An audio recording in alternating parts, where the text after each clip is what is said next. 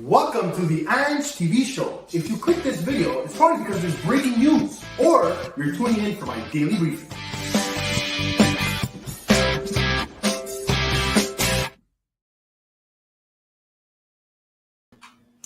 What's up, guys? Welcome to the daily briefing.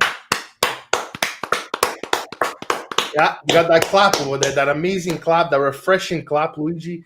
Guys, I have some big company over here, okay? He's amazing. He loves news and politics. That is his thing, guys. He loves to talk about what we're going to talk about today, okay? And he goes by the name of Luigi Costanza, guys. Luigi Costanza is here from the Agree to Disagree show. You may have seen me on the Agree to Disagree show. I believe it was a month ago, right, Luigi? Yeah, about that. Yep. It was a month ago. We had a great discussion. I was really honored to be on your show. Thank you very much. Now I'm paying it forward. You're on my show today. So today, guys, we're talking about a very, maybe, I don't know if it's a popular or unpopular topic, but some would agree, some would disagree. We're talking, guys, about Quebec politics with the master himself, Luigi Costanza. How you doing, Luigi? How you doing today? I'm doing good, Ange. I'm doing good, man. You know what? It's funny. You couldn't have timed this show any better because you're going to have a very pissed off Luigi Costanza, first of all, and probably a lot of pissed off viewers watching and listening to this show. I'm doing well. First of all, I want to say thank you so much for paying it forward and having me on. No problem. I loved having you on my show. And then you were on my year in review show as well. You were on exactly, yeah. So I had a lot of fun there too, Luigi. It was great meeting Dario. There was Vance Michael. There was who else was there over there?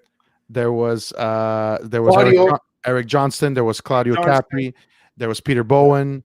We had a great time. Yeah, the Dirty Four is in the building. Shannon's in the building. Hey, Ange. I always notice whenever Ange and Luigi are on a podcast, Ange always wears that sweater. It's true. I wore this sweater last time. Thank you very much for that comment, Shannon. Wow. Guys, feel free to comment all night long. We're having a discussion about Quebec politics. But in general, guys, we're talking about the lockdown that's going on with COVID. So if you have similarities wherever you live, in your town, your city, your village, please feel free to fill us in on what they're doing where you live, okay? Because we would love to know that, okay? Let's talk politics. Is the Nightmare Before Christmas a Halloween? That's a good one. What's up, Fortnite King? And Dark Resident is also here. All right. So, Luigi, why don't you go ahead and introduce yourself to my viewers over here? So my name, thank you so much. First of all, I hope I live up to that introduction. I don't know, man. I don't know if I can. Basically, Luigi C. I'm the host and creator of the Agree to Disagree podcast show, where I have different guests every week. We discuss news, politics, and current events. So, basically, this is my second podcast that I created. My first podcast was with Montreal, a local comedian, a very well-known Tony Richo. Shout out to Tony, because I know that you're going to talk about Tony tonight. Yeah. And so this is my second show. I started doing the show with Tony, and we went around 20-something, very close to the number of episodes we have now. I had to stop, unfortunately, for work reasons. I regret it. I regret it deeply. Once COVID started, right before COVID, I said, you know what? I missed it so much. I want to start another show. So I reinvented myself a little bit, and this is what I decided to do. Every week I have guests from all walks of life, and we discuss stories or topics that is going on in current events, and I get their stuff and I get their feedback on it, and we agree. Sometimes we disagree, but it's okay because we could agree to disagree. Exactly. And honestly, Luigi, I really like the title. I like the ring to it. But what I wanted to say, Luigi, is that I actually discovered you from the Nobody's Safe Here podcast with Tony Richo, who just so happens to be one of my idols, believe it or not, guys. Okay. Tony, for those of you that don't know, he's a local St. Leonard comedian where I'm from in Montreal, guys. Very, very funny guy. He's been having some health issues recently. That's why he's been out of the comedy game there. But let me tell you, this guy is going to come back with a boom when he does come back, okay? and I'm looking forward to it. And we're Yeah. going to mention Tony Richo later on because he did comment on what's going on in the lockdown here in Montreal.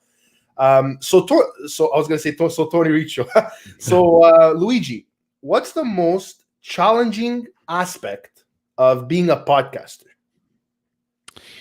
For me, especially in this show, is it's, I think it's more the challenging is what I put, the pressure I put on myself.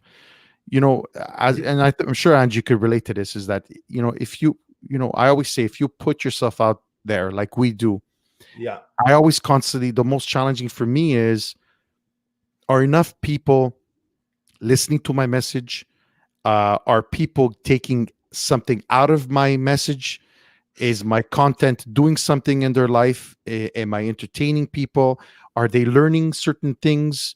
Because that's, you know, through my you know, my the stuff I know in terms of politics and just in general, because I like to know a lot about a lot of different topics. Are people taking, what are people taking away from my podcast? I don't look at numbers. I really don't. I just want to, it's the pressure for me of are people getting out of the podcast what I think I'm putting into it?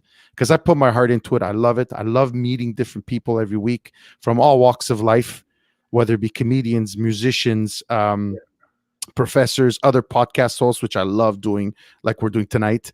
So for me, it's that. It's that, you know, am I doing enough? Is my content good enough?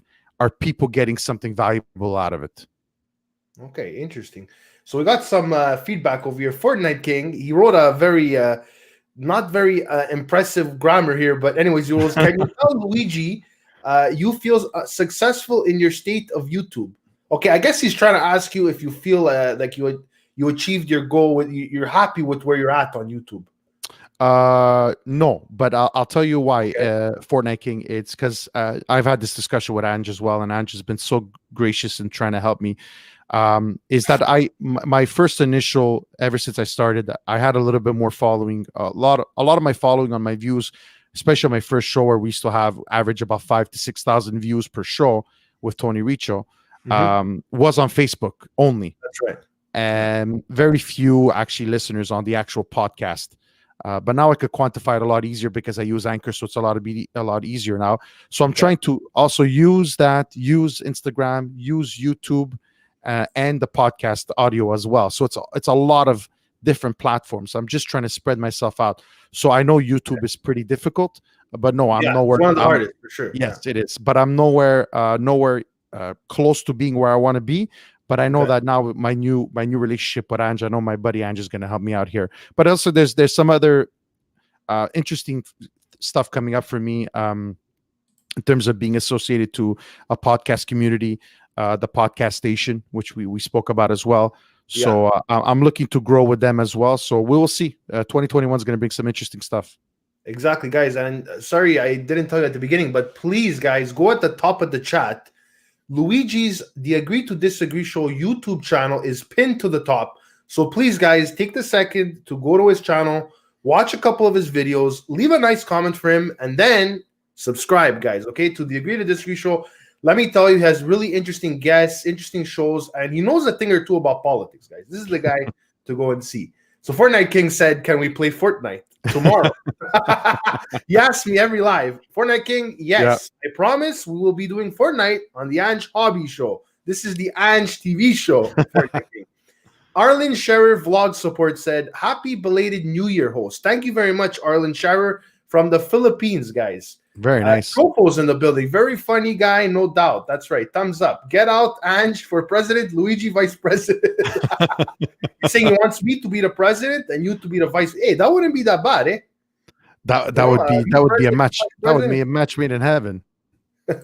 Hey, Luigi, can't wait for Jofo tomorrow. We will be your best show yet. Great, guys. So you're going on the Jofo tomorrow? No, they're going to be guests on my show. Oh, they're coming to your show. Okay. Let's see what else we got over here lingering. What is happening, Jofo in the Ring? Luigi has to earn my sub. Sorry, man. Oh, my God. Guys, excuse Fortnite King, Luigi. He's 10 years old. It's all good. No worries. Anyway, no worries. I want to get right into the meat of what we're going to talk about, Luigi, today. We're going to talk about how the Quebec government, managed the pandemic. Okay. Now, most people, I would say, including me, really liked the way the government and Francois Legault mainly managed the pandemic. I'm talking about in Quebec, guys. I'm not talking about the United States. I'm talking about in Quebec. Listen. At the end of the day, they didn't know what they're fighting, right? It's like you're going to a war against COVID, right? But you don't know what you're fighting against. You don't know how to fight it. We didn't have a vaccine. There was a lot of open questions in the air about what this thing is. Yeah.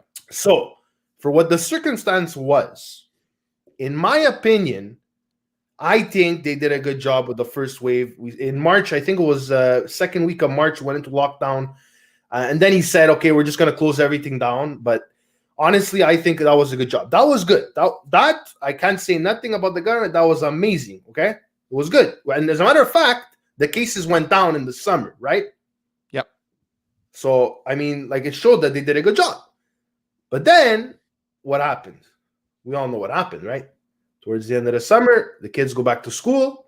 The kids go into schools. They play around with each other. They don't understand what the infection control is. It's hard to tell them wear a mask. When you tell a 5-year-old to wear a mask, they're barely going to clean up the room, or you know what I mean? Yeah, it's not going to happen. Can't tell a 5-year-old what that is, procedures and everything. So what happened? Boom. From 200 cases that we went down to 300, 400, 5, 6, 7, 1,000. And then what happened is that Legault realized, okay, we have a second wave coming. So then he implemented this color system. Yeah. Green, yellow, orange. It's like the traffic lights over there. And you know what, Luigi? That was a system that was doomed to fail. Absolutely. What do you think about that color-coded system? What do you think about the rise of the second wave? Listen, I understand that you can't put everybody in the same box, meaning that different communities in different cities, depending on their numbers, you have to let them be, and if one area is not having a lot of transmissions, then okay, you let them be and you let them do what you want, open up the restaurants. But guys, let's face the facts here. We live in Quebec. Okay, Quebec is an undisciplined province. So what happens here? First of all, we protest everything from wearing masks. That I'm sure there's going to be other protests now for these lockdowns. Certainly, if they put a curfew in there, that we're going to talk about after. Exactly. So what happened, right? For example, here I am sitting down. Some guys from work say, "Hey, we made some reservations for a restaurant in Saint Sauveur." I chose not to go. But okay, so you were invited to go to Saint Sauveur. Yes, I was. Okay. And we have nothing to do with Saint Sauveur. We're all from Montreal. We're from the Montreal office. I work for a bank. Had nothing to do with Saint Sauveur. Okay. And when was this that you got invited to go to Saint Sauveur? Right before Christmas. Okay, before they closed them down. And I said, no, guys, thank you for so much. I'm not willing to take a chance. Number one, because I don't want to be fined. And number two, for health reasons, because of my wife, she has autoimmune issues. I don't want to. I have my circle and I stick to it, and that's it. You're responsible, basically. Yes, I try my best. Okay, I really, truly try to see the same people. All right, my extremely close friends and my family, and that's it. Now, and I haven't seen a client face to face since March of last year. Okay, so you do it virtually, your work. I do everything virtually. Okay. Phone. Now, let me tell the viewers, guys. Basically, in Quebec, okay, our premier, who's like equivalent to a governor, okay, he created a color code system, emergency system for COVID, okay? So it starts off as green, where basically there's no danger. Then it goes into yellow, where it's like, it's the first alert. It's basically saying, I think it's big events cannot happen, right, Luigi? Like, that's right. Movie theater, stuff like that. Big events. Actually, I'm not sure if the movie theaters are included in the yellow. Are they open in yellow? Possibly, yes. Okay. Yeah. Well, basically, it's big event. It's the first alert of COVID. Okay. Then you get into the orange. When you get into the orange, it means, buddy, you're going to the red. You really need to stop with the gatherings. It's getting close to a lockdown. Okay. And then obviously you have the red. The red is what we're in right now. Yeah. And you can't, no gatherings, only essential services. You're not supposed to travel. You're not supposed to go to other regions even of Quebec, so that's what it is, the red. But as we're about to explain in about 15, 20 minutes, maybe 25 minutes, we're going to talk about news today, okay? About something worse than a red zone, okay? Worse than a red lockdown. What could be worse than that, guys? We're going to get to it, okay? Mhm. Now, some of you guys have dealt with it. We're going to let you know what it is, but some of you guys have dealt with it. I've spoken to some of you guys, but still, I just want to let you guys know what happened because it's new to us, right, Luigi? Yeah, It is absolutely. very new to us.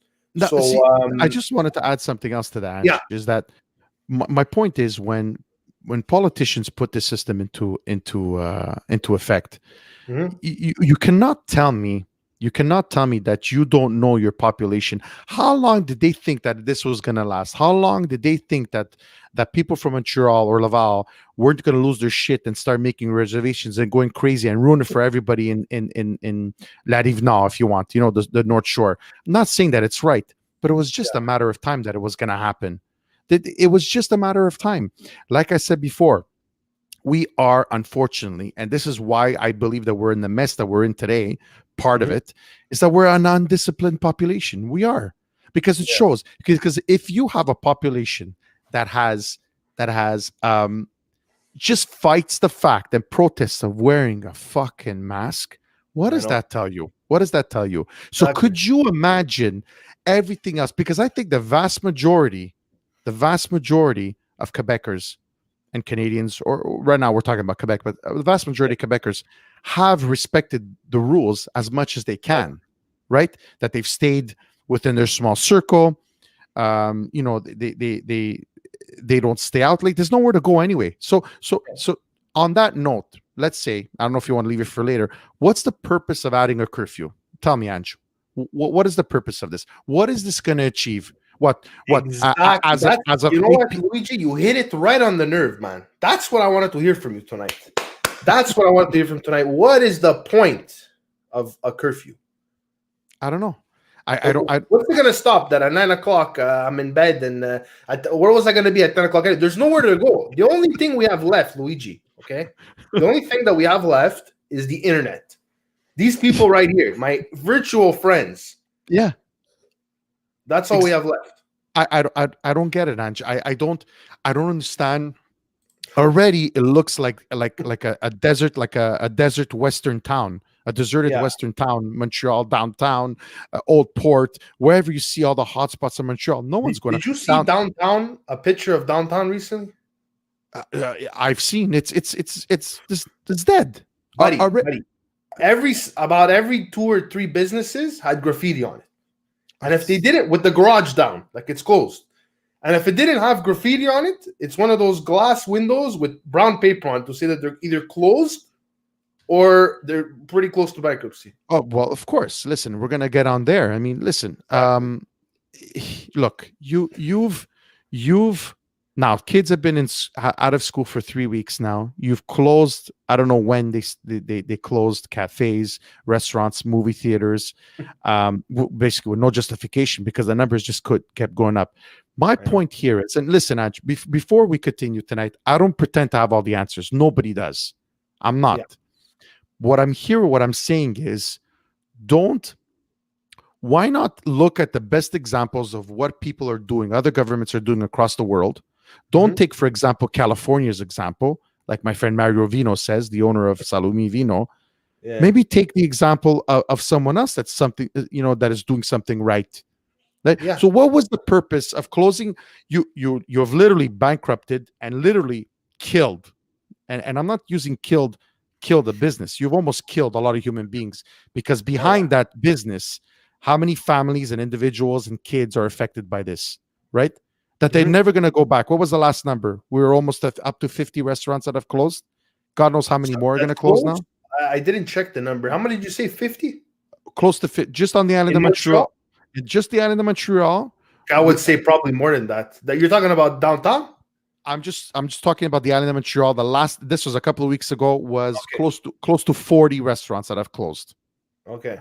I mean, think about it. I mean, the city that is known for its cuisine internationally have had to close, and God knows when by the time this is over, we're probably going to be in the hundreds. Okay? Yeah, guaranteed.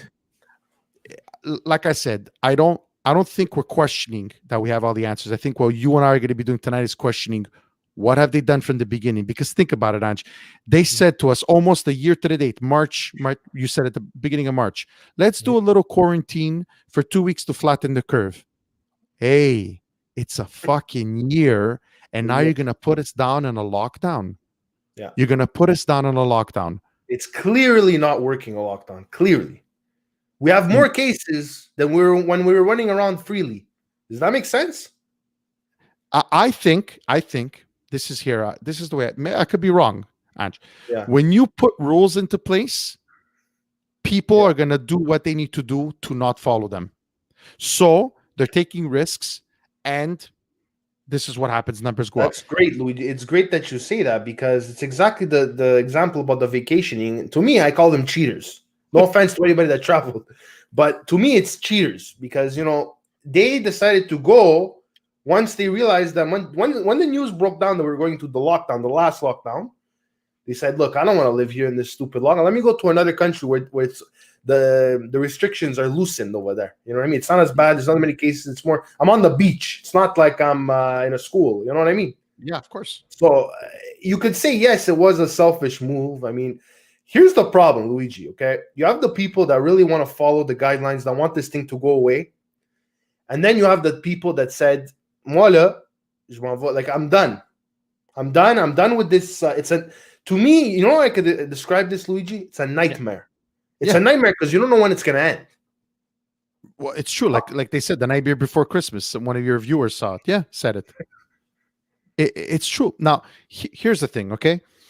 If you, how can I put this? Okay, and I said this in my podcast the other night. Mm-hmm. Ange, if you take a child, I have a 7-year-old and an 11-year-old, two boys. Mm-hmm. If I take a piece of candy and I put it in front of my kid's face, Mateo, and I know that, for example, he's got stomach issues and he can't eat this candy, but I put it in front of him. I said, "Do you want it?" What do you think he's going to say, Ange? Of course, he's going to take it. He's going to take it, right? So, it's like giving cheese to a rat. Exactly. So here's my thing. You do not say, "We recommend non-essential travel." You close the fucking airport. Put your foot down and that's it. That's it. No, not only do you not close the airport. No, that's not enough. Now, two things you have coming out of the woodwork: politicians from West to Eastern Canada taking trips, non-essential trips. Okay. It was a mistaken judgment. Yeah, I was. I gotta go help my son move. Yeah. That was my favorite. There's movers over here, just like there is in Ireland. Yeah. What did you have to go do help your son move? Especially a woman, do you're gonna go carry the furniture? Now, here's the thing, Ange. People are gonna say to me, "Why are you being so?" No, you know what? Yes, they're human, but I don't give a shit. They're elected officials. That's right. When an elected official goes in front of a camera and says, "You know what, Ange, Luigi, you guys, for the greater good, should stay home and not travel non-essential," then what? You're an essential. I'm paying your salary, but you could go on vacation when you're telling me on the news to stay home for the greater good. Mm-hmm. Now, not only that, as if that's not enough, now we're going to get into other things, right? Yeah. As if that's not enough, let's come up with an idea, our federal liberals, to pay and reward people for going on vacation and disregarding the rules. What a great idea. Heard that, Luigi, I'm going to tell you something. Today, when I heard about this curfew that's coming, just automatically, and I'm not saying I am suicidal. I'm not saying that at all. The first thing that came to my mind, Luigi, was, "Oh my God, what the hell am I going to do? Let me jump." Like, that was the first thing that came to, when I heard that we're doing a curfew, I said, I can't take this anymore. But I'm just trying to say, it was the first thing that popped into my mind. Let me give up. It's just, this is how far we've gotten up here. It's like, it's crazy. That's what I wanted to say, that people are depressed right now, and that's going to be another pandemic. See, and also the problem with this is, okay, with curfews and all that. See, what happens, Ange, is that this just intense. You're reading the comments. Yeah, I just saw it. Okay, so you could see them. Okay, good, because there's a lot of comments that I didn't go through. I hope you saw them. Yeah, I see them. Thanks, Shannon. I try to speak the truth. I really do. Um, the the Yeah. problem is that what happens when you see here when you see things like curfew, just the word curfew, okay, the Mhm, analytics behind that, okay, mhm. just what the word curfew automatically, what does that do? It feeds into all the conspiracy theorists, Ange. Exactly. And what happens is that that doesn't help the situation because people start to get pissed off. Conspiracy, then it starts to spread. Then let's Mhm, have some more protests, more people meeting in person, more people fighting it, more people start to think about it twice, mhm. right? And then what is that? You think that helps everything else? No, it just brings us back even more, even further back. Exactly. But you know what, Luigi? Don't forget. You know how many causes there were? There was Black Lives Matters. Yeah, Any little thing that happened, there was a movement for it. yeah. I think there And was a what? movement for pedophilia at one point. Like there's a movement for, and these are good causes. Yeah. But the point is, and even I think it was the environment too. They tried to do towards the end of the year. Oh yeah, of course, But at everything, the end of everything. the day, Luigi, those are important things. But like, let's think about what we got to take care of now. Let's get out of this freaking pandemic. Take the mask, throw it in the garbage, and hopefully never have to wear another mask. Well said. That's what I don't understand. I don't either, Ange. I don't either. That's why we agree on everything. We never disagree. But see what happened, and also you're giving a voice to these people, right?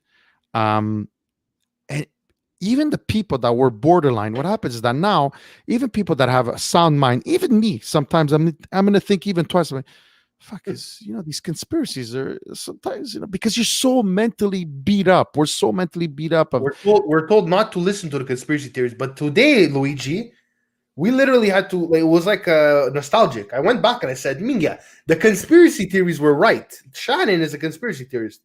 She was right. Seriously." well she so this is the issue. This is what happens is when but see, it's the government that leaves this all open. It's the government that's allowed all these things to happen because they don't know what's the back of my hand, what's the front of my hand. Let's give this a try, guys. Man, it's a year we're in it. It's a fucking year. It's a year. Come on, man. It's a year that, first of all, and second of all, everyone knew the second wave was coming. Okay. Yeah. So now, what are you telling me? That, okay, let's do this because we don't want to overburden the healthcare system, Yeah. and two, um, well, that's one. Well, first of all, you had over a year to prepare for this in terms of the healthcare system. Yeah. Okay. Where you could have added more beds. But the problem is here that it's impossible, Ange, because we already had a healthcare system that was in the shit. Of course. Okay, pre-COVID. So Yeah. now, what happens when you add COVID onto this? Okay, and you have 100 more people. Is it normal, first of all, that you're pre-COVID, you have to wait 12 to 14 hours in a waiting room to get an X-ray? And now, what do you expect us to be able to handle an influx of 100 or 200 or 300 hospitalizations per day? Of Yeah. course not. Of course not. So Yeah. you see, here's the thing. Don't tell me that you're trying to not overburden a system. The system is overburdened already because you as politicians have consistently failed us. Okay. Yeah. Now, I've spoken to a lot of healthcare workers. All right. Yes, they're overwhelmed. But Mhm. not only that, when you have hospital workers that haven't had a pay raise since April of 2017. When I say hospital workers, everybody involved in the hospital, okay? The non nurses and all that, they're not even unionized, so they can't even fight it. All right? Exactly. So Yeah. here's the thing. You're giving 4% increase for a COVID increase, but you're giving it to everybody. Shouldn't you just give it to the nurses and doctors? And this is somebody that works from home for HR. She's getting the 4% increase. She says, but I shouldn't be getting it because I'm working from home. I'm not even putting my life at risk. She told me this, Ange. Yeah. So it goes back to what you were saying before, right? I think Tony Richo's rant is that you have a kid working in a dépanneur and he's making $2,000 a month. Listen, all people want as a human being is that you have to have drive in life. When the government, this is why socialist governments never work, is when you're given, at the end of the month, you're going to be making $1,000, $2,000. What incentive do you have to go to work? What? None. And you're gonna. Okay, I was gonna say somebody, but actually, it's not good. Well, yeah. Not to name names, but I mean, people are loving this. People are saying they love the government. They're getting money from this. It just like baffles me that they'll go in public to say I love the government, to show everybody that I have to live off these checks. If you're getting checks, usually it's not a good situation. You don't have a stable job. You're not full time, whatever. I mean, you go to one party, your brother gets married, you put $2,000 in a bush, and there goes your $2,000. But what you see, here's the people that could only see 5 feet in front of them, right? Yeah, it's nice. It's nice to say that you have a government that takes care of you. Yes, we're lucky. I'll agree with you. Okay, you have a government that takes care of you. But what the other people that don't realize, and I'm not going to shit on younger students or younger people that maybe that don't know all the all-encompassing economics and all that. But do you actually think that the government's going to give you free money, guys? Enjoy the money now. Enjoy the money now. But remember, what happens next year when you do your taxes? What happens? Of course, they didn't pay taxes. The people that got the CERB, okay. For those of you that don't know, guys, in Canada, there's the CERB. It's called the Canadian Emergency Response Benefit. It's similar to, I forgot what it's called in the United States, but it's similar to what you guys got the stimulus check in the United States. Now, the money that they got, the people that weren't working during the pandemic, they got the CERB check, the money, right? The $2,000. They didn't get taxes taken off of it, which means once they hit income tax, which is in what, April, Luigi? Yeah, in March, April, May. Yeah. On March, April, you're gonna have to pay those taxes, my friend. That's where they're gonna take them out. You're gonna owe money unless you're buying a lot of RSPs, and even at that, you're probably still gonna owe. So let me put it this way, because you're talking to a banker, right? You're gonna roughly have to pay 30% back of what you've earned, guys. Now, I know the statistics in Canada. How many Canadians are gonna have this money put aside? None, because you know what they're going to do with this money? They're going to spend it like a drunken sailor. That's what they're going to do during a pandemic. Because you know what? We all need alcohol to get us through this burdello. So there's going to be no money left. So next year, when you go see your accountant, okay, or you go see H&R Block, that you can't even consider them accountants, but anyway, that's another story. And you say, oh shit, I owe $3,000 to the government. I owe $4,000. What the F do I do now? Right? But not only that, Ange, is especially the young people that are taking this and using it as a fucking party. Guys, do you understand the economic implications here? Because let me give you a quick economic 101 class. Okay? We're going to be have this government even prior to COVID. Now we're going to our children's grandparents, grandkids are going to be in debt. What does that cause? That causes inflation. What do you think the economy is going to be when, by the time that you young people are ready to hit the market, in the career market? You think there's going to be work available out there, guys? You know what, Luigi? This is where I kind of believe with the conspiracy theorists. Okay, it's a bit too convenient. Okay, and like I said, I'm not a big conspiracy theorist, but it's a bit too convenient that all of a sudden you don't need the people that the companies already wanted to get rid of, right? Yeah. I'll give you an example. Now, I don't know if you already ate at Pizza Hut. There's a buffet at Pizza Hut at lunchtime. Yeah. The waiters, okay? Do they really need the waiters? They can get rid of that little dining area and make it a takeout, right? Pizza Hut Express. You see them now. They're starting to build. They're starting to go Pizza Hut Express. Yeah, like Domino's. Yeah, that you don't have to eat at the place. You save money, and that's it. That's where they were heading. They had planned Pizza Hut. Okay. Yes. Now they wanted to close the buffet, like I think a year from now, and now it just sped it up, right? But I'm saying they wanted to do it anyways. Okay. The banks. Okay. The banks wanted to get rid of the tellers. We all know that, right? They wanted to get rid of that job. They wanted to make it. How do you say it when a job is no longer needed? It's obsolete. Obsolete. That's right. So I find it a bit too strange, a bit too convenient. All of a sudden, they have all these layoffs that they wanted to do anyways. I don't know. Well, that's the thing. It's situations like today makes it very easy, right? Because on normal circumstances, you can't just fire someone because they're incompetent, right? Like the vast majority of probably our workforce. especially when you're looking at banks, the big banks. God knows how many incompetent employees are there, but you can't fire them because you got to build up a case. You got to do this. But now, COVID numbers are down. You're out. COVID's here. Numbers are down. You're out. And whatever field of work that you choose. So, guys, it's not about living the now.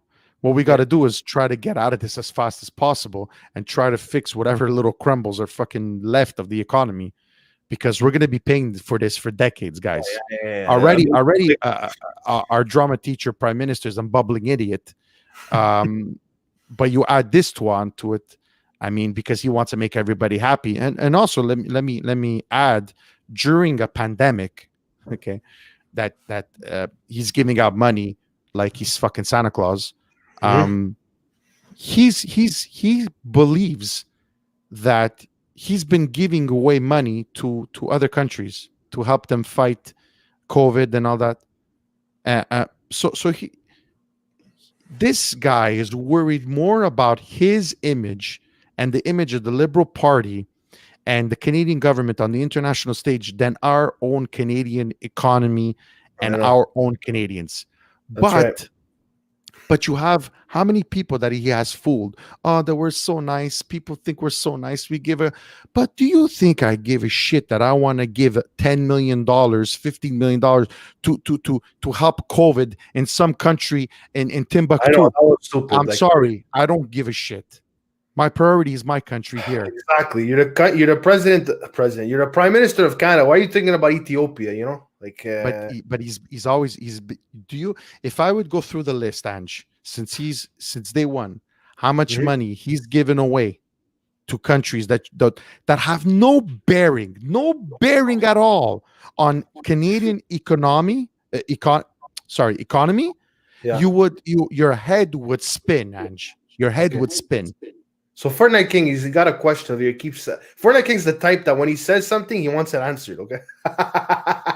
So he said, honestly, Luigi, I think most Americans are either gonna, like, for example, pay off their credit cards or pay their next house payments. Okay, so he's saying that they're only gonna pay for what's important. I guess that's what he's trying to say. But he said over here, why do they call food banks? He's saying, explain it. Food bank. Like what he's saying, why are the Americans resorting to food banks? Well, because it's very easy, guys. First of all, you're the American. Unlike us with the Serb, it's a joke. It's actually a crime against humanity in terms of what they've given in terms of relief to the Americans. I know, it's freaking sad. Seriously? It's beyond sad, Ange. It's beyond sad. It's $600 for what? 4 months. It's fucking deplorable. It's deplorable. They should all, honestly, you would send them to The Hague in Switzerland, okay, in the international court. They should all be tried for crimes against humanity. All of them. Trump and the whole fucking lot of them.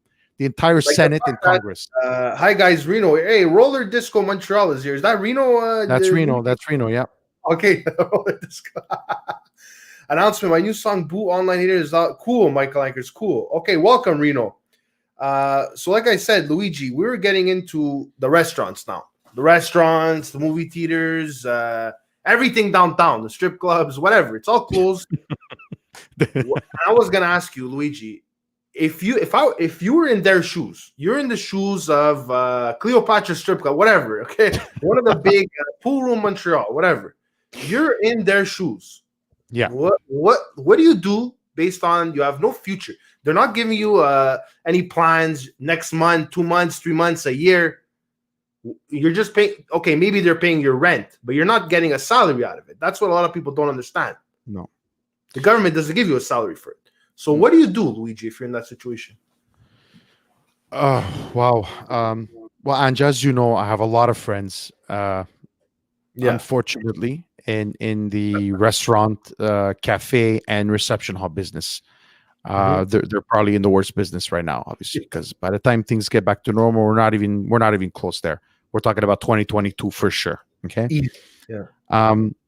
What do you do? Boy. And speaking to a lot of my friends, primarily the ones that have cafes and restaurants that could do takeout, they're trying to make ends meet. So if they could keep their costs down in terms of staff, which they do because they don't need as much staff, obviously. You leave them off, yeah. Maybe they're with some, but the problem is that it's not the same across the board in terms of that you could be paid up to 70 or 80%. They're capped in terms of what the government gives you. So here's the thing. With reception halls, they're not getting anything because they fall in the gray zone. Yeah, I thought they were getting. They're not a restaurant. $40,000 rent to do, and they're not getting a penny. Not getting a penny.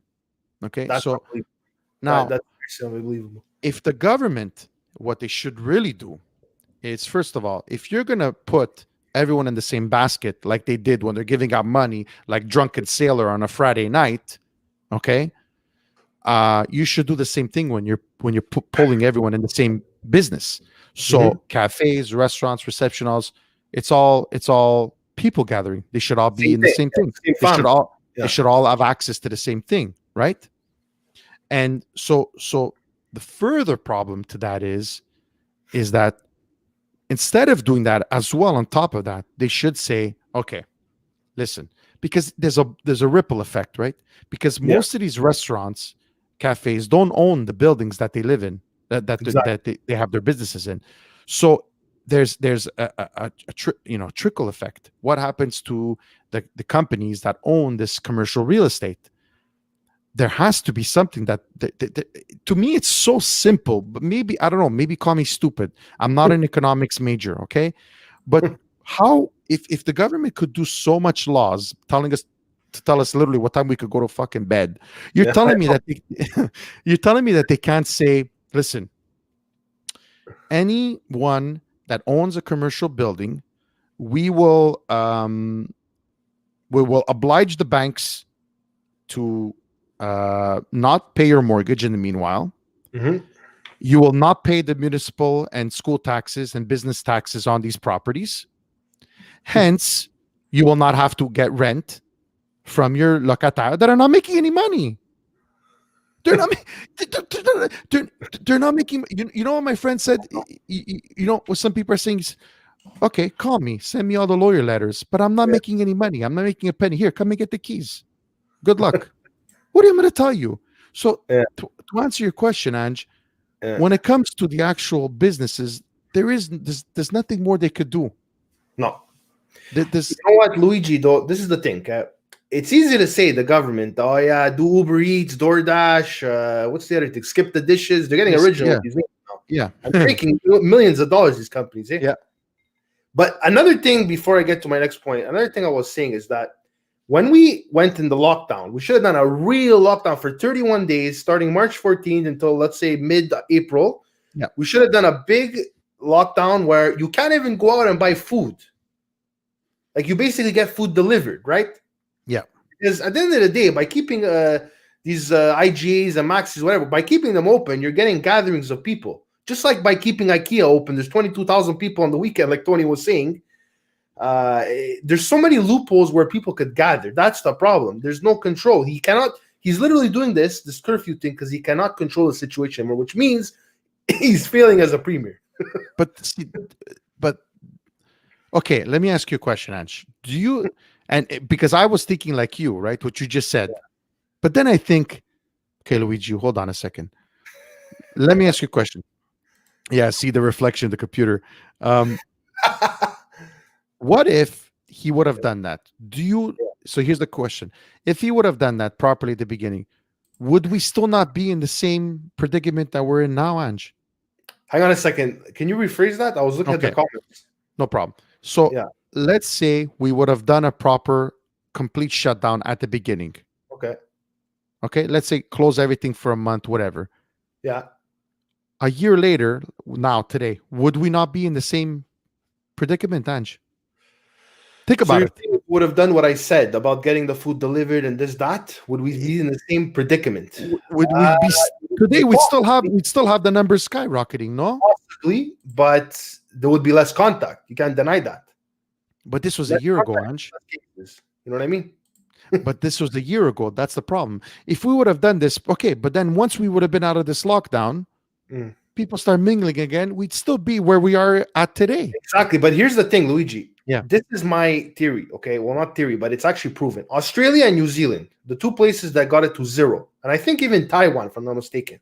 Yeah. Okay. But then again, guys, they could be lying. We don't know that, especially in that area, whatever. But they got it to zero. And that's what's important. That's what's hitting home. Okay. You got to get the cases to zero. When we were at 100 cases per day in Quebec, or I think it was Canada, I don't know. We had to get it to zero. When Francois Legault saw that we're at 200 cases per day, he said, Minga, this thing is going away. Go in your pool, go to beach club, go here, go there, 250 people gathering in your backyard. I used to come home and see weddings. My neighbor would have weddings in her yard over there, with performers and stuff. Like, that's what happened. Everybody, they couldn't do their confirmations, their communions, their weddings, their this, their that. So they all did it at the same time. And what happened? More gatherings, everything, and then it got colder, and you know what happened next. Okay, so I don't know. You see, you mentioned two countries, right? Australia and New Zealand. Guys, you have to understand that there's a lot of geographical differences between the two. These are vastly rural areas, not hence densely populated. That's why there's such a mess in Montreal. That's why there's such a mess in New York. That's why there's such a mess in LA. Okay, besides the crazy government in LA, that's another story for another day. So it's very hard to make comparisons with New Zealand and Australia, because it's very different, and also the mindset and you mentioned some Oriental, Taiwan, Japan, let's say. Here's the difference, Ange, is that they respect their government. Okay. Here there is none, Ange. Look at it. There's no respect. And now, who's to blame for that? I don't know.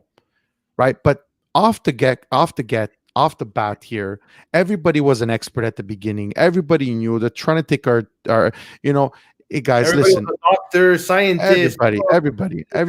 So honestly, what right are you been taking away to wear a mask? If you're an asshole, so much of an asshole that you could start a scrap, like one of my friends said today, Joey Laflamme from the 34 said it perfectly. If you're big enough of an asshole to start a fight with some guy working at a store or a restaurant or whatever, or a shopping center, okay, that they're wearing a mask and you start filming it, how much of a dick do you have to be? Think about it. That's the problem here. People don't mind their own business. That's a big problem. Now, Luigi, did you see that get-together that got somebody snitched on somebody? The get-together that was forcefully removed. Did you see that? Yes, I did, and I have so many questions about this situation. You know what, Luigi? If you want to talk about it right now, go ahead and talk about it. Go on your rants like you always like to do.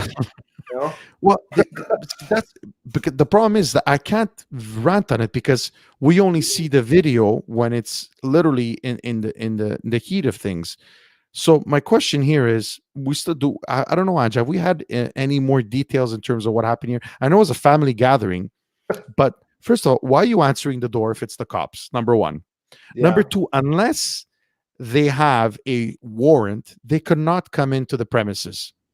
So what freaked me out is that unless they did have it, but according to what I know is that they did not have a mandate, they did not have a warrant. I don't know, I could be wrong, and maybe someone in the chat, or if they know more, that they're actually pulling. But why one guy out? I don't understand why one person. What I heard, Luigi, in this gathering that they broke up, apparently it was somewhere in Quebec City, maybe. It was in Gatineau there. So at the end of the day, why was there 6 families? Okay, I understand that. But if they're not making noise, they're being respectful. Why do you have to just break down the door like it's a SWAT team over here, like they robbed the bank, and start pulling people out? Well, it's because some degenerate neighbor, because they specifically said some degenerate that has nothing but us to do, some Karen or Ginette in Quebec's case, some Ginette that's miserable with her life, says, pourquoi moi je peux pas avoir des autres personnes chez moi? Moi, je vais appeler la police. So when you have the government, okay, when you have the government that's actually rewarding and saying snitch on your neighbors, let's become a snitch a nation that you could snitch on your neighbors. Okay, Yes. it doesn't take, right? They said, well, just Montreal had about 800-900 complaints. So basically, my point is that unless they got a complaint, that they were not going to go door to door and start doing, which of course, I said they weren't going to do. So Yeah.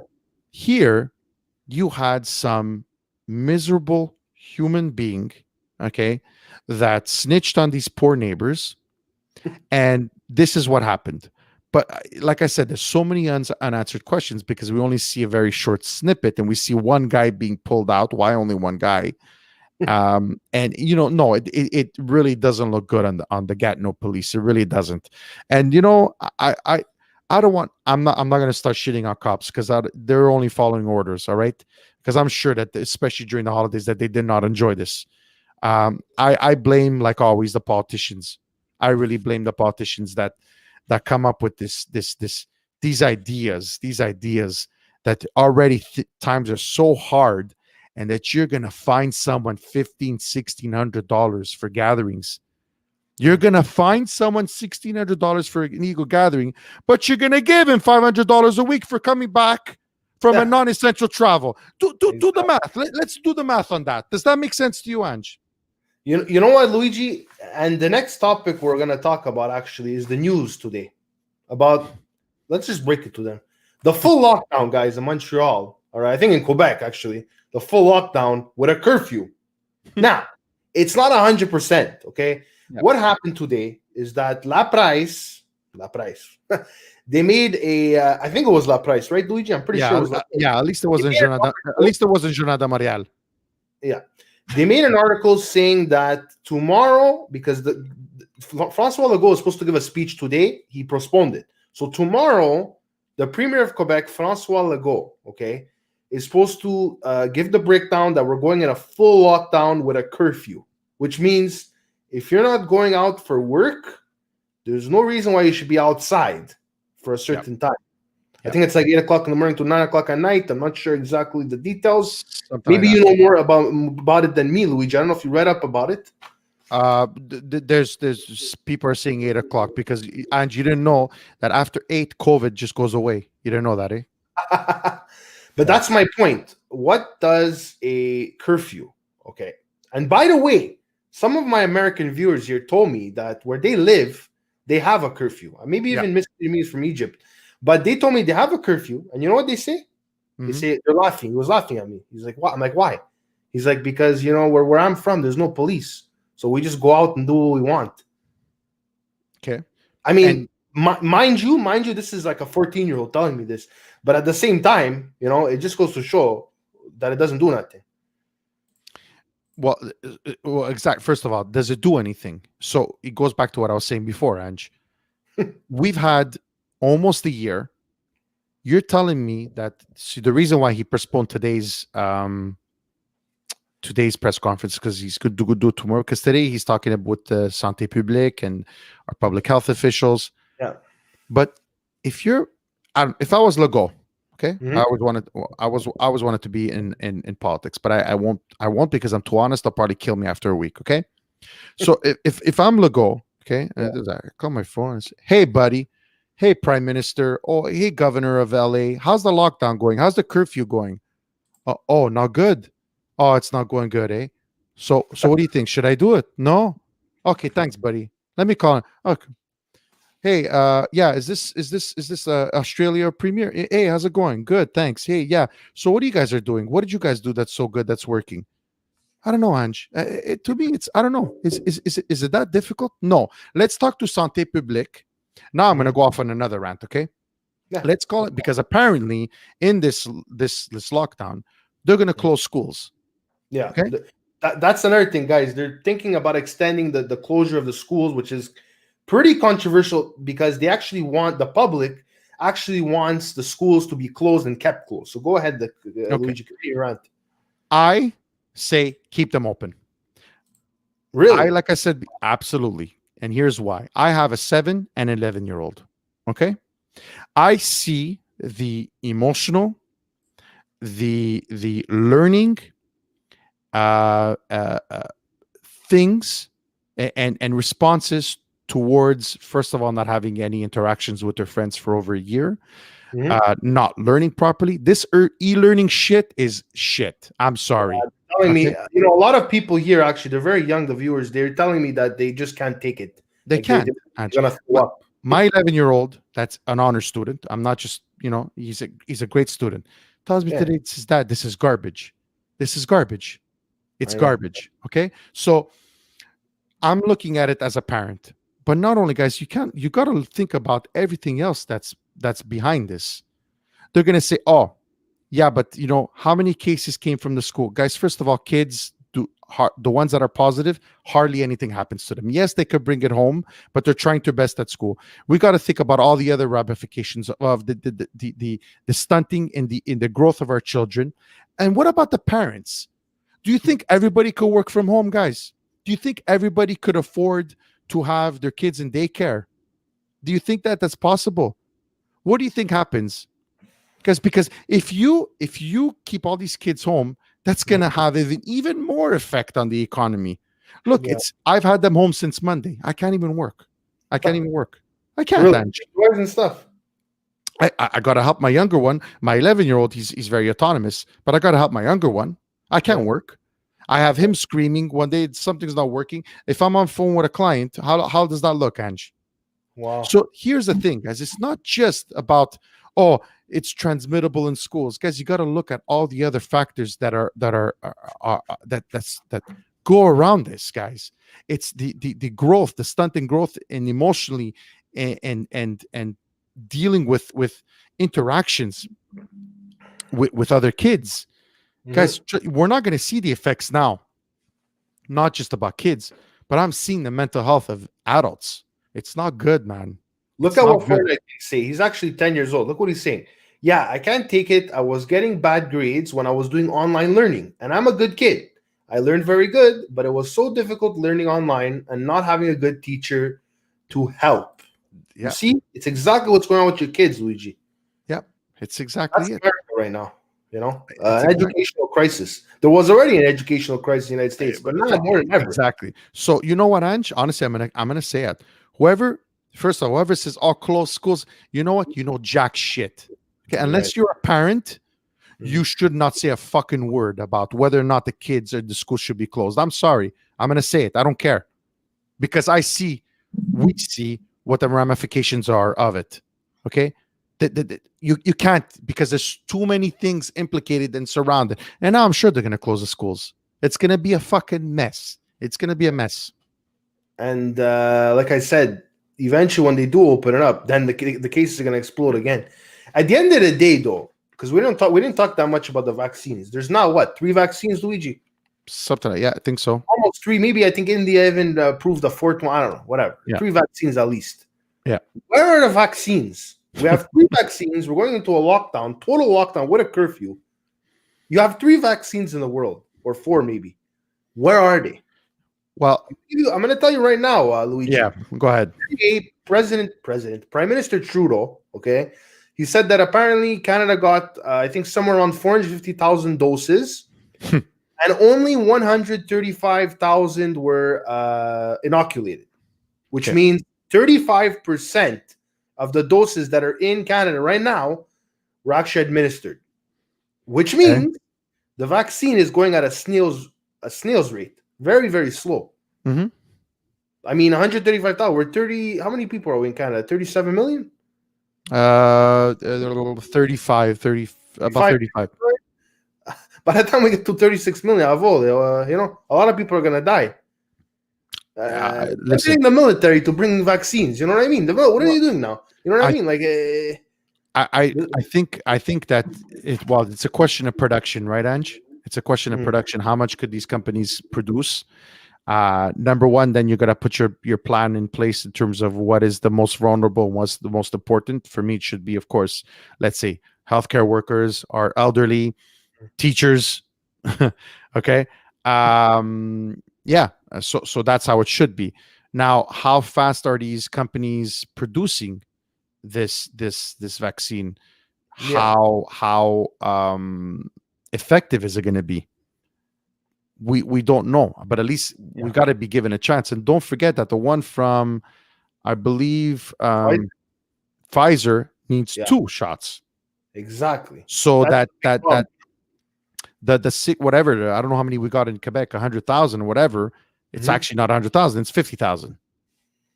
So um where's the vaccine? I don't know, Ange. And is But it even at effective? that, Like, we don't know if we're gonna get a third eyeball, you know?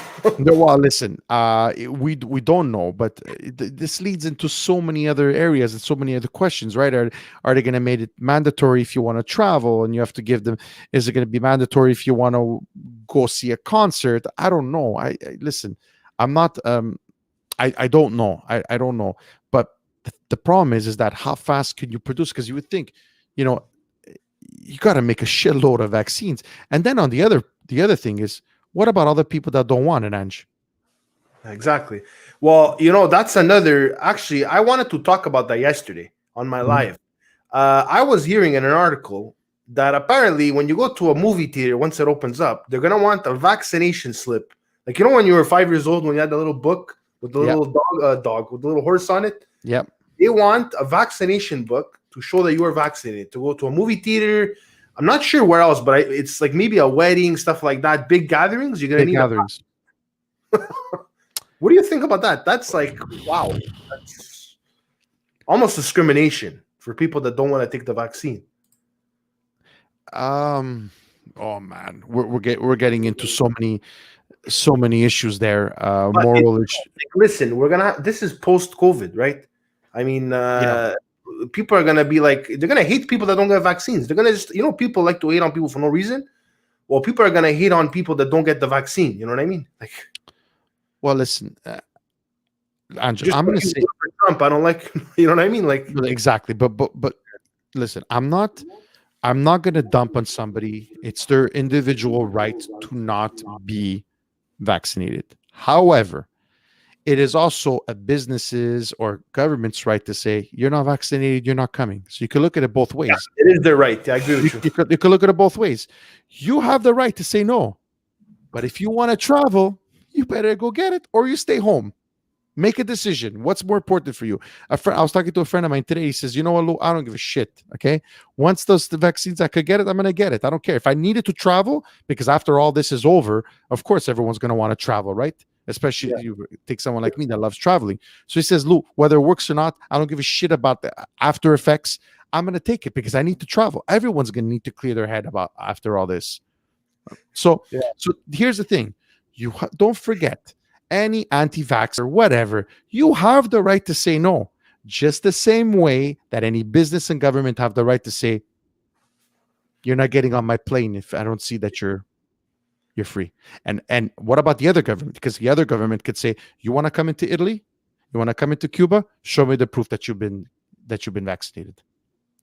Mhm. So I'm sorry, and you can't argue with that, Ange. You can't. No, I You mean, you're can't. better safe than sorry. I was just telling someone today that apparently you go on an airplane, you have to wear a mask. You have no choice. Yes. Like, I was saying, what if somebody takes off their mask while they're in flight, 50,000 meters above? You know, like, is there a marshal that just pulls you out of the plane and throws you out like Bane and Batman? Like, I don't know, but I've been told and I've looked that the air filtration systems in airplanes are beyond remarkable, which really? means that yes, which means that you could technically the only way you could actually infect someone if you don't have a mask on a plane, and I Mhm. looked this up last week, is if they're literally sitting next to you.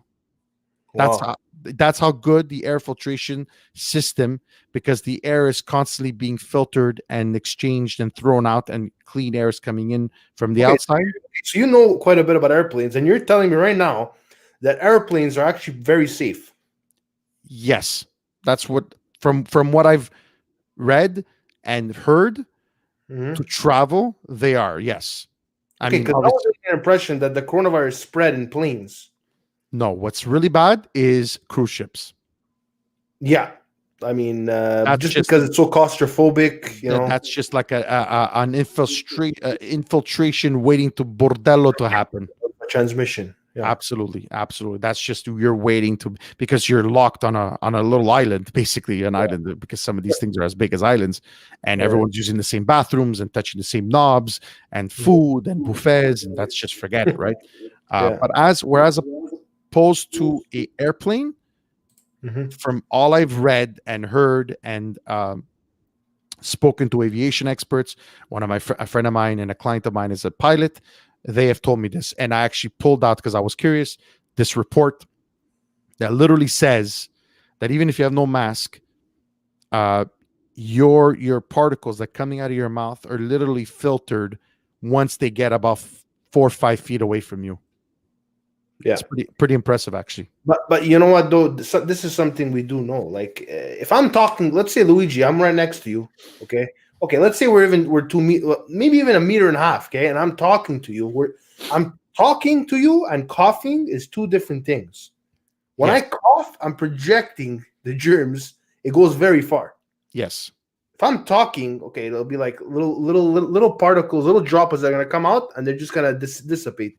Whereas a cough, I could cough from here. It can reach my mother's room.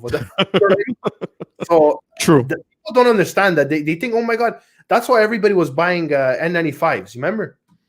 Yeah, absolutely. And they needed the N95s to survive because it was airborne. You remember? Absolutely. But just so that you don't think that me and Ange are idiots here because we were complaining about people traveling.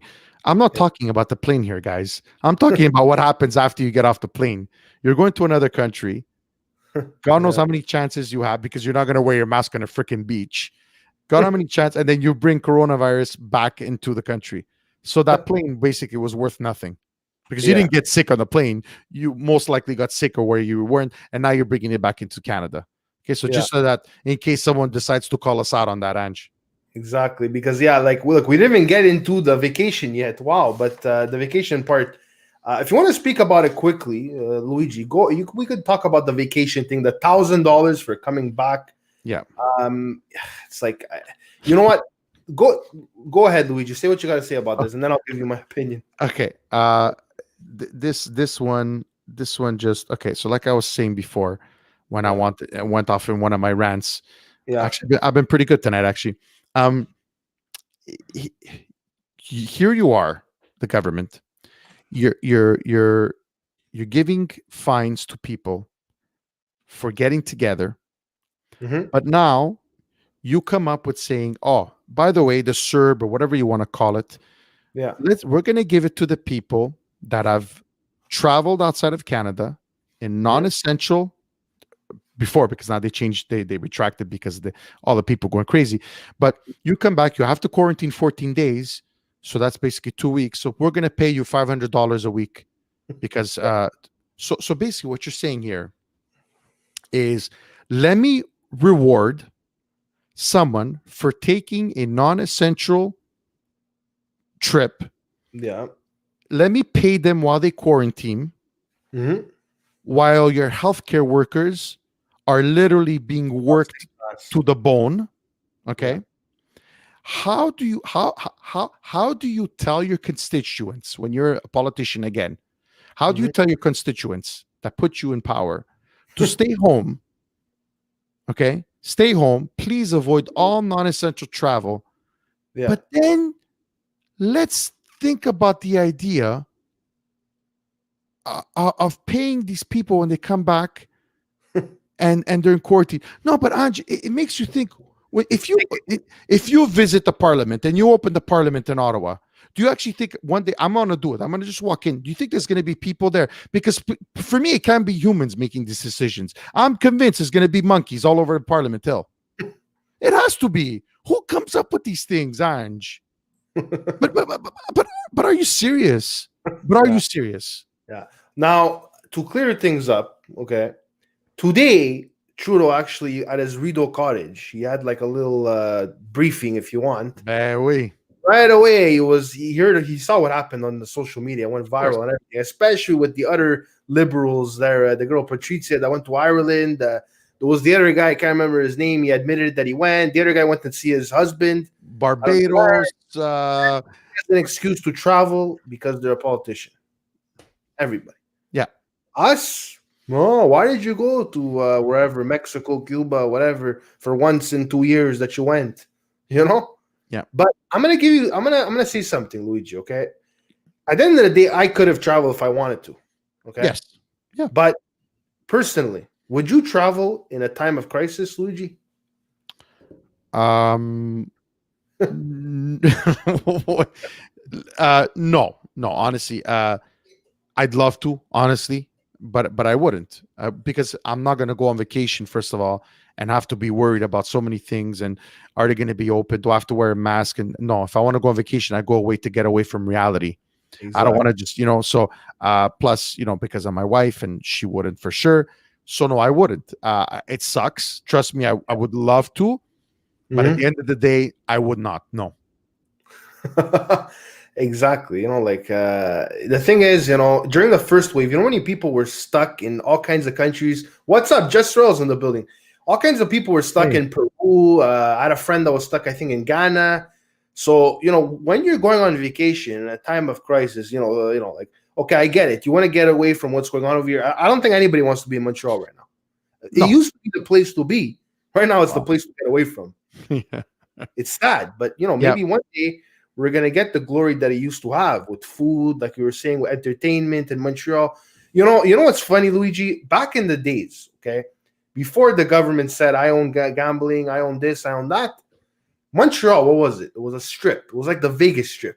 Now I don't know if it's probably before your time, unless maybe you Oh, remember. well, listen, absolutely. I mean, we're gonna obviously change subject here, but yes, we were the Vegas of Canada, if you want. I mean, everybody loved to come to Montreal, and but the problem is that there was years of neglect in terms of our infrastructure, um, and now you look at it, and now we have to fix infrastructure that has been left to rot for 50, 40, 50 years. Mhm. It's just a way of how it's being done. I mean, everything at one shot. I mean, Yeah, um, will Montreal come back to its heyday? I don't think hopefully. so. I don't think so. You don't think so, Luigi? Really? No. Well, no. Now, first of all, Montreal, I don't know. You uh, just don't see the glitter and the glamour anymore.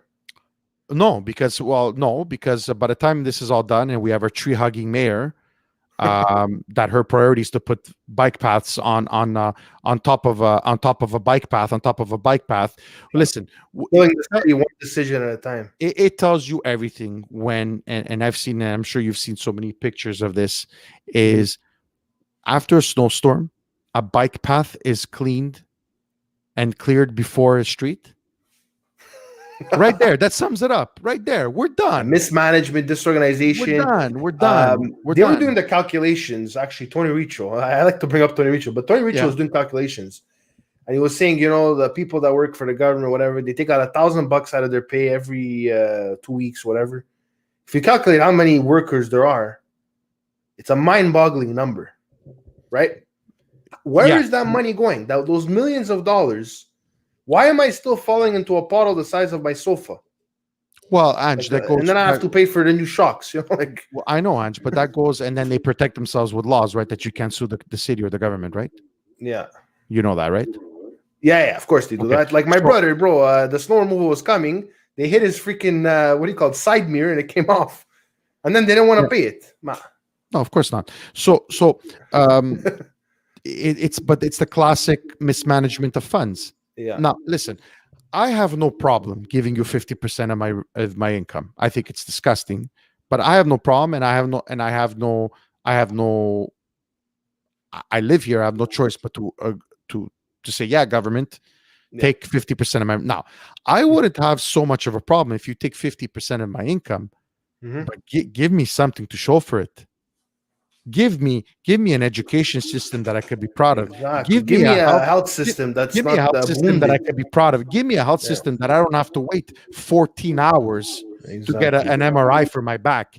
Give me an infrastructure where I could drive on a bridge or under a bridge and say, oh my God, I hope I don't die today because it's gonna fall on me.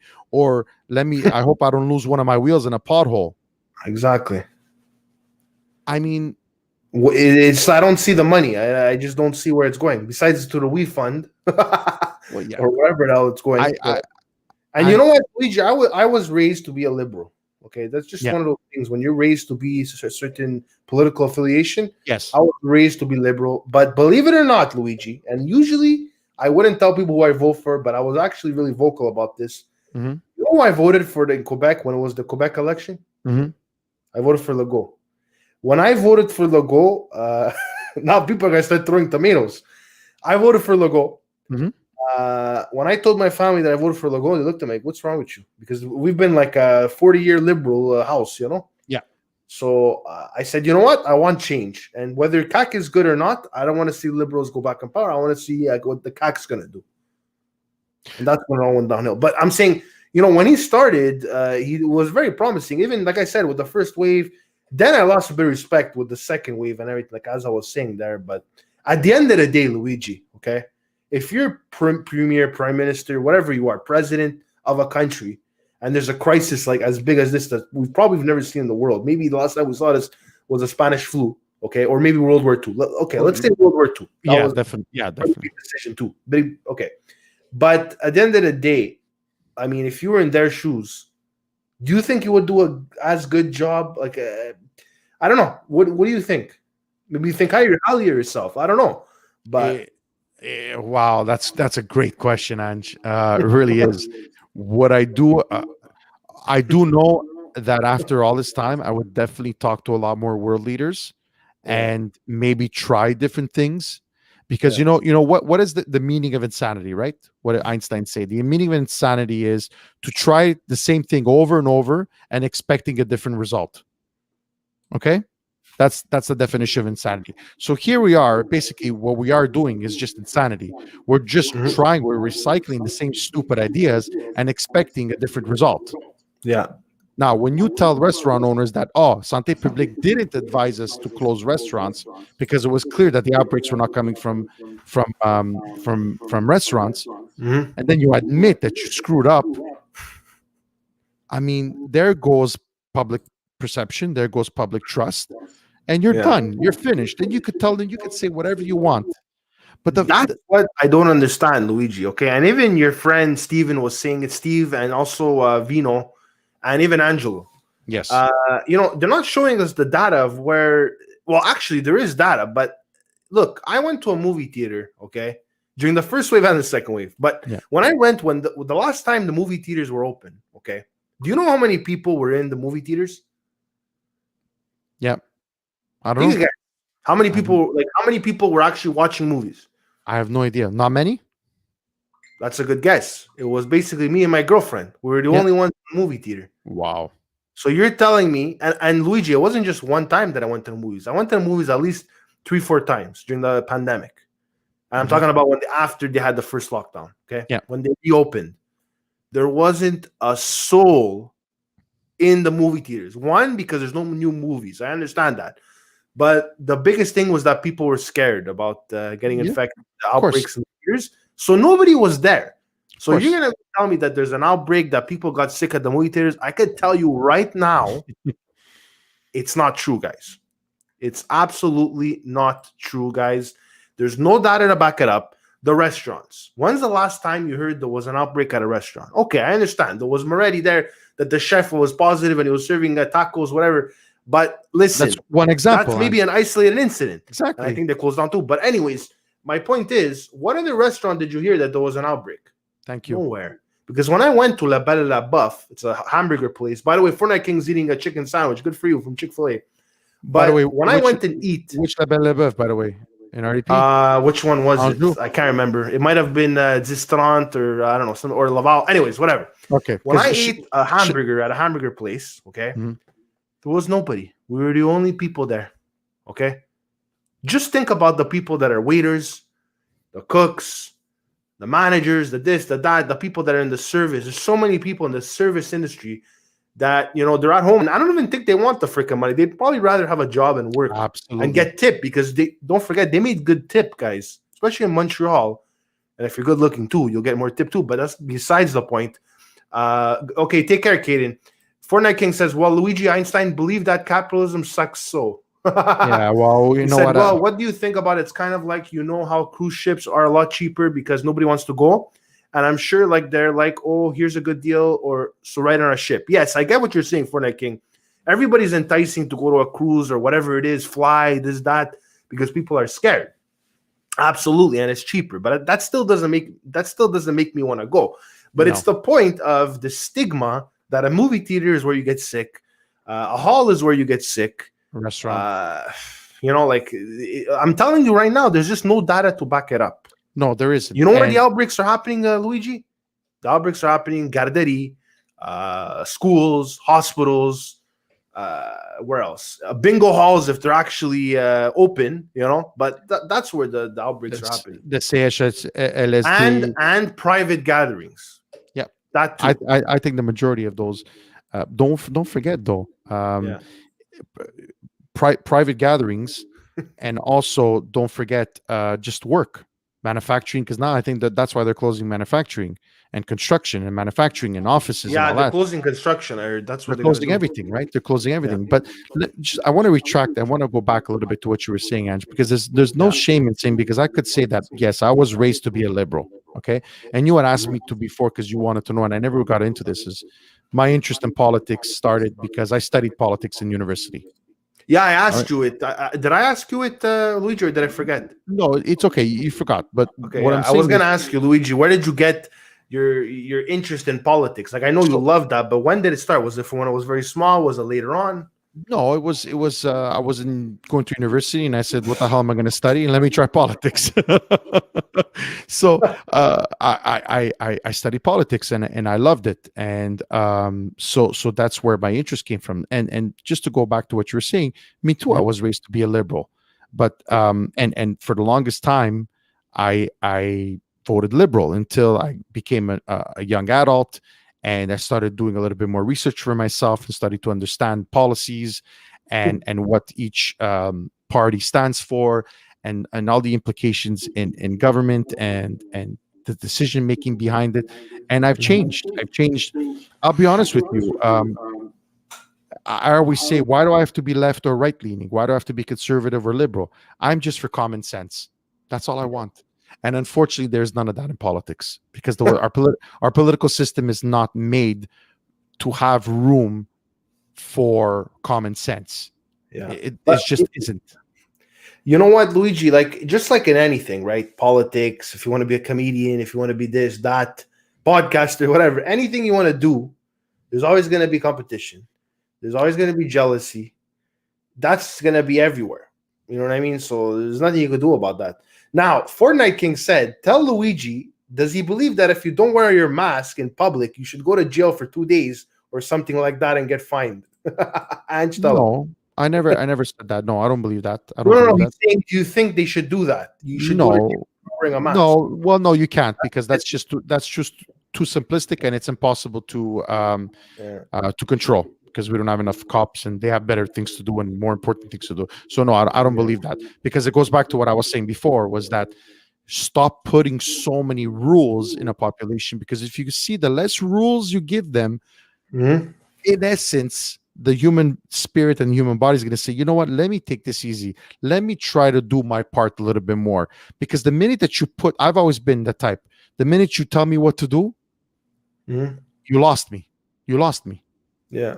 Now, if you let me make up my own decisions and make my own thought process, say, you know what, Lou, stop being such a selfish prick. Do what you Mhm. need to do. Start limiting people that you see. Clean your hands, wash your hands, wear your mask, do what you got to do. Limit the people you see because I'm a very sociable person and you do what you got to do. But I don't like somebody telling me to do this. There's the difference. And that, from experience, okay, when you tell somebody that we're about to implement new rules, you're always thinking at the beginning, how am I going to get around those rules, right? It's the human behavior, right, Luigi? Yes, absolutely. I mean, like as soon as they say they're going to make the next, now people are thinking, okay, but there's a curfew. So how are they going to get, how are they going to get around the curfew, Luigi? Seriously. It's I hate to use the word, but what are we in? What are we?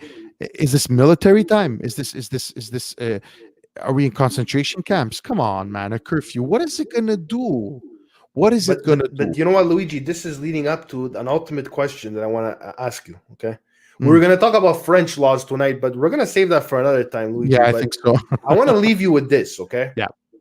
At what point now? Tomorrow, there's going to be a press conference. Legault's going to come out, and there's a 90% chance that he's going to make a curfew in Montreal, Quebec, whatever. Yes. At what point? Okay, because this to me it seems like the last straw, personally. But at what point are we heading to a purge? You know what a purge is, Luigi? Yeah. Okay, you know what a purge is. Okay. Yes. At what point? And you know what? You want to laugh? When Richo said it, he goes, at one point we should go out with pitchforks, bats, hard paninis that you could hit someone with. You know, like we should go out with whatever we have available and just start rebelling, right?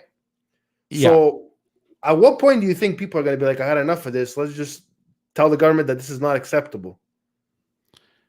Listen, I think we're there already, but we're a population that's more worried about rising tuition fees with pots and pans than it is about losing our rights, about stupid curfew and anti charter of freedom rights. And we're more worried about that. So is it ever going to get to that point? No, I don't think so. It's not going to get to that point because people are going to be complacent. They're going to say, okay, what's the use, right? Because you always think, but don't forget, it just takes one person, right, to make any change in history. It's always taking that one person to make or believe in change.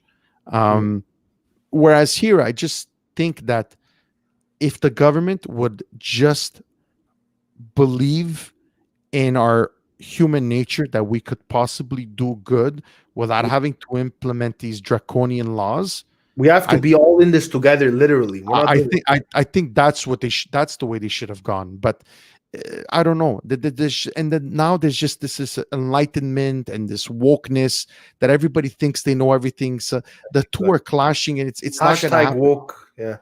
It's not going to happen, Ange. I don't think it's going to happen. So is it going to get to that point? No, it's going to probably be some protests, but like all the other ones, it doesn't get anywhere. Protest all you want about masks. The key thing, Luigi, the key thing is that they're getting paid to stay home. The people that are saying that are home, that are complaining that they're home, at the end of the day, they're getting paid. Okay, that's the only thing stopping them from opening that door, going outside, and saying, "Hey, buddy, this isn't gonna work like this. I can't eat. I can't feed my family. There's no future." Yeah, that's the only thing that's keeping them there. That they're paid and they're buying their PS5s with the money. I mean, I saw people seriously take their CERB money and then make a YouTube video saying that they're buying PS5s and all these things with their CERB money. Yeah, I would say, give me the freaking money back. What is this over here? Well, I mean that whole to feed your family and you're buying PS5s. That whole CERB was mismanaged from day one, and way too much money. But anyway, that's clear, and they didn't have the manpower to look at every different situation in terms of your income, family, and whatever. What have you declared in the last year or two? They just wanted to roll it out quickly. That's just pure Trudeau, because he wants not Pierre Trudeau, pure Trudeau, that he wants to make everybody happy and everybody's happy. And he wants to get more. He wants to get reelected. Put it that way. Well, he's unfortunately he's already been reelected, so he's not coming in for a third term. Thank God, but that's only for another 3 years. Trust me, I have that calendar, that date circled on my calendar. I don't have to see that fuck face anymore. But anyway, what I'm saying is that those same people that are going to protest are the same people that have no problem putting that money in your pocket. And that's exactly, I love that you said that, Ange. Yeah. Just think about that for saying my kids are home online learning. So his kids are online. You said your kids are online learning too, Luigi, right? Yep. It started this week on Monday. Yep. I'm telling you, look, like I said, I'm 28. I'm at home with my parents, but I'm saying I don't have kids yet, but that's an added stress, right? Extremely. Your children in school is one of the primordial things in life, right? Yep. It's extremely stressful. That I could tell you. Already it's hard. You get a degree and you're like, okay, what am I going to do now? Because we all know that a degree, it doesn't guarantee you a job, right? No. There's so much to getting a job. It's not even funny. And we all know that, right? Connections, this, that, who referred this guy, who did that. There's so much to it. It's like, I don't even know how much a degree means anymore. But that's besides the fact. They got to get through elementary school and high school to get to that college degree and that university. That's right. That's right. So listen, I think we're at a in a moment in time that we'll probably never we'll ever see again. I mean, could you imagine that era that went through the Great Depression, the Spanish flu, World War One, World War Two? So when you really look at it and you compare here, I mean, we have it pretty good. Let's admit it. But we're not expecting to get bombed that night. You know what I mean? Like that's the good thing, but. But when we put into perspective, think about it though, because I've seen some posts like that. But think about it, right? When you've seen the Great Depression, when you've seen the Spanish flu, when you've seen World War One and Two, what humans could do to each other, and then look at how delicate we are as a society that we're flipping over wearing a fucking mask. I know. Think about it. Let me tell you, that was something that was really hard. Getting people to wear masks was really hard. Like, you remember all the videos of people fighting, almost killing each other for a mask. Incredible. That was disgusting. But, I wanted to say something before about the lockdown that's going to happen pretty soon. I'm scared to go outside, Luigi.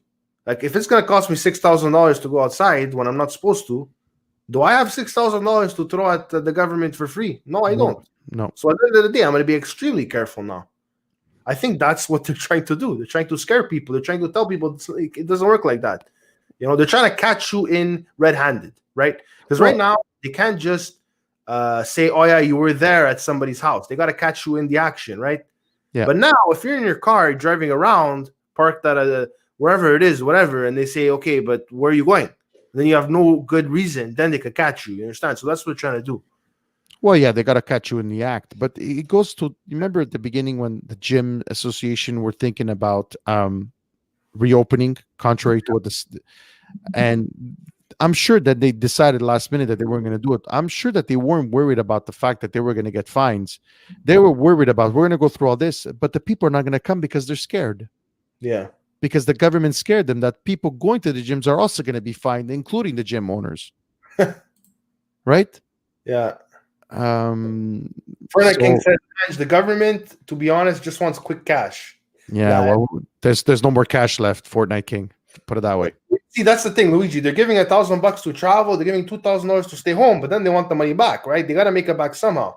They got to tow my girlfriend's car for a $166 ticket. Guys, listen. Take it from a guy. The government never, ever, ever gives you free money. Okay? History, right? The government never gives you free money, guys. Never. Okay, listen. Okay, here's a great. I don't know if I have time. Do I have time? Yeah. Go ahead. Okay, so I'm a mortgage specialist, right? So the government came up with a program last year saying that if you have 5% down, for example, to put it on a purchase of a home, we're going to match your 5% down and give it to you. Everybody's saying, "Oh, it's so cool! My God, it's so kind, the government." So I have 10% down instead of 5% down, so my mortgage is a little bit less. But here's the catch, guys, right? Because remember, the government never gives you free money. So the government is going to give you 5%. But see here what happens, okay? Let's say easy math. It's $100,000 house, okay? 5% is $5,000, so they give you $5,000, the government, right?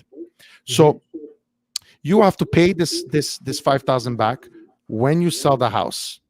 But that $5,000 or when at the end of your mortgage. But let's say in 5 years you decide to sell the house, okay? And the house is now worth $500,000. How much you think the government wants back? You think they want 5,000 or 5% of $500,000, the new value? That's right. There you go. So what do I tell my clients? Don't do it. That's right. And I haven't done it once. Not once. With one client. Not once. I haven't done once. Okay. You put this as a program. It's bullshit. It's all fluff. It's all fake. Yeah. Basically, you become part owner and the government profits from the increase of the value of my house. I know, they make so much money off that stuff. They don't even mention that. all that to say, guys, the government, just remember, one thing you're going to remember tonight, you're going to learn from Luigi, the government never gives you money for free, guys. Remember that, guys. That's something, Fortnite King, when you buy a house, you have to remember that. The government doesn't give you money for free, buddy, okay? Never.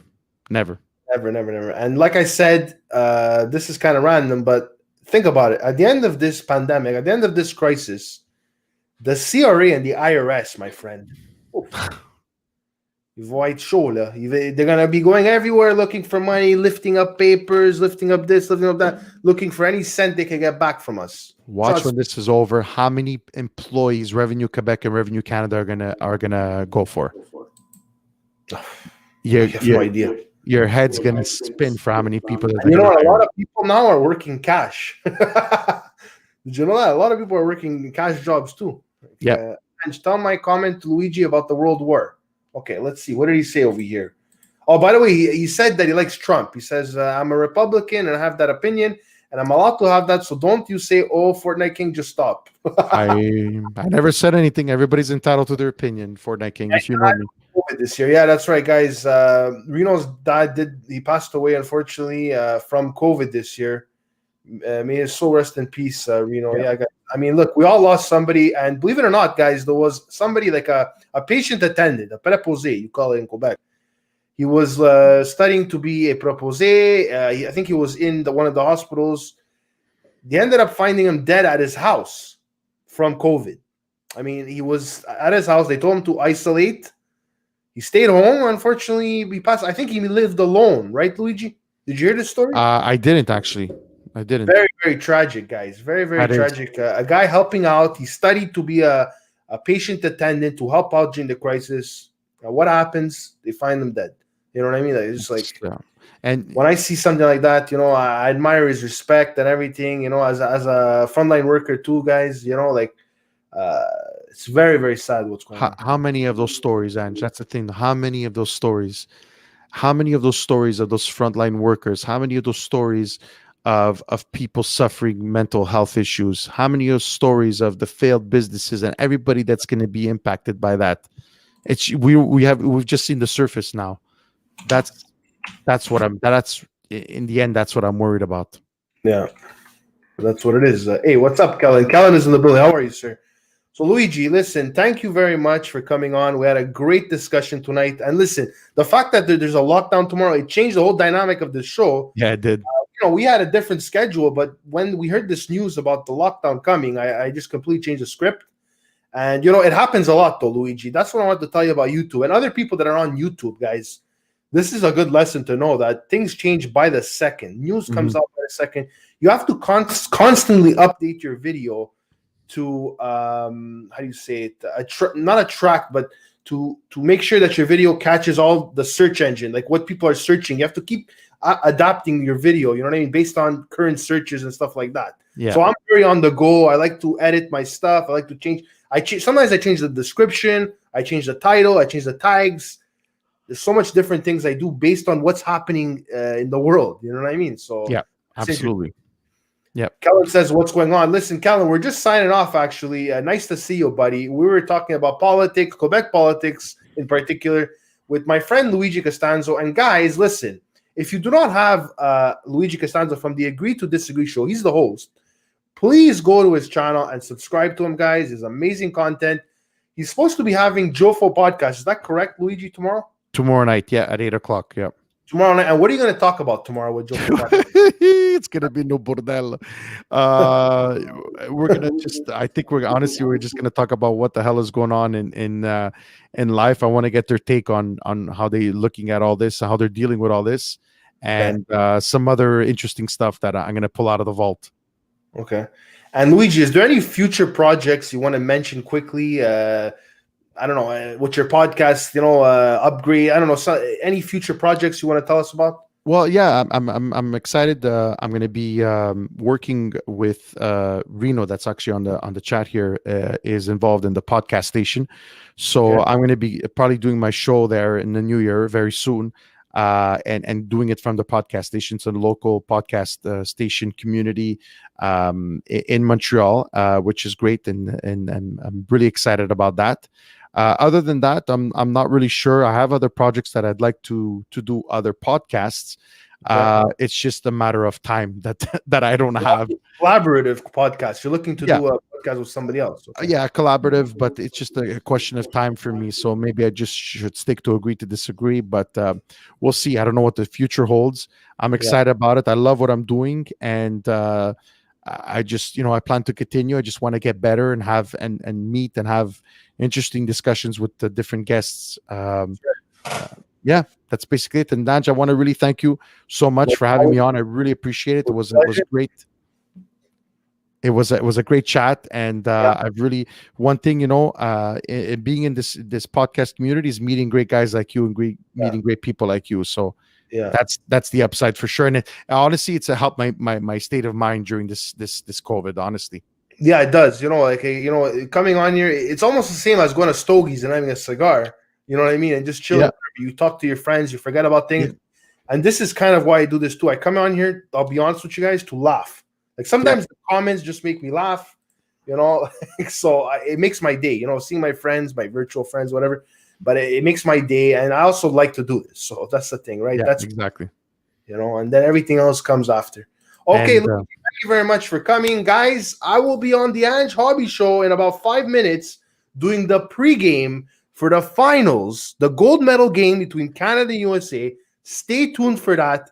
You could set a reminder right now. It's about to start. I want to thank Luigi from the Agree to Disagree show for coming tonight. We had an awesome time. We're going to have him back. So don't worry, guys. In the near future, we're going to have him back. Next week, we have Claudio Capri Comedy coming on. The week after, we have Hasher Ahmed. Really funny guy. He's a small comedian. You're going to see. Literally small. And then we have Charles Rocks Vaccaro, a country singer. Nice. At the end of the month. And in February, I'm not going to tell you guys who's coming yet, but we have somebody coming so far, but we're going to fill it up very quickly. All right, guys, thank you very much for coming. Thank you, Luigi. Good night and enjoy. Good night, everyone. Go Canada, go. Guys. Go Canada, go. Thanks, guys. All right, guys. Take care. Ciao, ciao, ciao.